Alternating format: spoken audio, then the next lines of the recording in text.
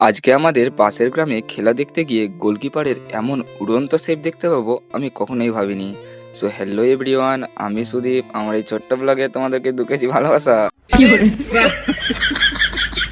তো আজকে আমাদের পাশের গ্রামে হচ্ছে খেলা। তো আমি যাব সেখানে খেলা দেখতে, আর আমার গ্রামের কিছু ছেলেরাও যাবে সেখানে খেলতে। আজকে আমি খেলতে যাব না। যাই হোক, আমি সাইকেল নিয়ে বেরিয়ে গেছিলাম খেলা দেখতে যাওয়ার জন্য। আর এসেই দেখি আমাদের গ্রামের ছেলেগুলো খেলতে নেমেছে অন্য একটা টিমের হয়ে। তো সেখানে কিছুক্ষণ খেলা দেখার পর তারা তো 1 গোলে তারা সেই ম্যাচটা জয়লাভ করলো। তারপরে দ্বিতীয় রাউন্ডের ম্যাচ শুরু হয়ে যায়। দ্বিতীয় রাউন্ডের ছেলেগুলো খুবই ভালো খেলছিল। যে গ্রামের ফুটবল খেলা খুবই ভালো হয়, তবে আজকে আমি খেলতে পারছিলাম না, এটাই আমার খুবই আফসোস লাগছিল। যাই হোক, যখন সেমিফাইনালে আমাদের গ্রামের ছেলেগুলো অন্য টিমের হয়ে খেলছিল, তারা সেমিফাইনালে করে ফেলেছিল। তাই টাইব্রেকার শুট আউট তাদের চলছিল। আর টাইব্রেকার শুট আউট করতে যেই আমাদের গ্রামের একটা ছেলের বল সেভ হয়ে যায়, যেটা গোলকিপার উড়ন্তভাবে সেভ করে নেয়।